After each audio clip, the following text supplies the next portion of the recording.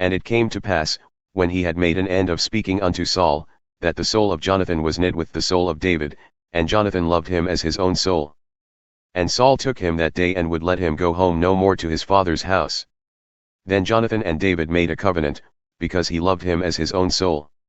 And Jonathan stripped himself of the robe that was upon him and gave it to David, and his garments, even to his sword and to his bow and to his girdle. And David went out whithersoever Saul sent him, and behaved himself wisely, and Saul set him over the men of war, and he was accepted in the sight of all the people and also in the sight of Saul's servants. And it came to pass as they came, when David was returning from the slaughter of the Philistine, that the women came out of all cities of Israel, singing and dancing, to meet King Saul, with taborets, with joy and with instruments of music. And the women answered one another as they played, and said, Saul hath slain his thousands, and David his 10,000s. And Saul was very wroth, and the saying displeased him, and he said, They have ascribed unto David 10,000s, and to me they have ascribed but thousands. And what can he have more but the kingdom?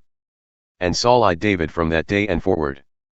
And it came to pass on the morrow that the evil spirit from God came upon Saul, and he prophesied in the midst of the house. And David played with his hand, as at other times. And there was a javelin in Saul's hand. And Saul cast the javelin, for he said, I will smite David even to the wall with it. And David escaped out of his presence twice. And Saul was afraid of David, because the Lord was with him and had departed from Saul.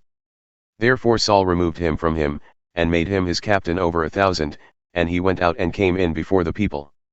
And David behaved himself wisely in all his ways, and the Lord was with him. Therefore when Saul saw that he behaved himself very wisely, he was afraid of him. But all Israel and Judah loved David, because he went out and came in before them. And Saul said to David, Behold my elder daughter Merab, her will I give thee for a wife. Only be thou valiant for me, and fight the Lord's battles. For Saul said, Let not mine hand be upon him, but let the hand of the Philistines be upon him.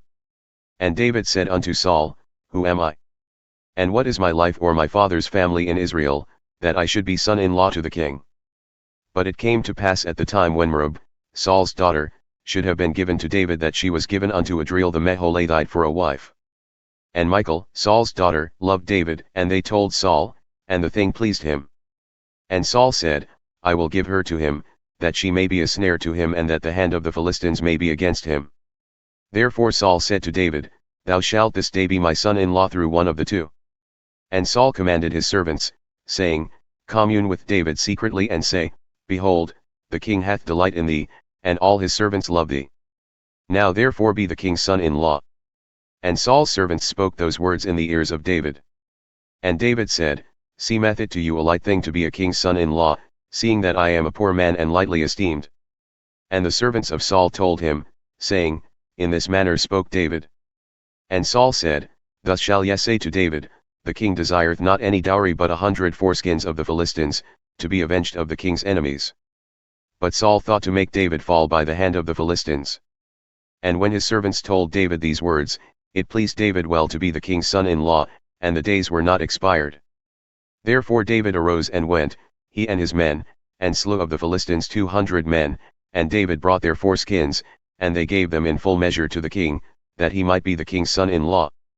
And Saul gave him Michal his daughter for a wife. And Saul saw and knew that the Lord was with David and that Michal, Saul's daughter, loved him. And Saul was yet the more afraid of David, and Saul became David's enemy continually. Then the princes of the Philistines went forth.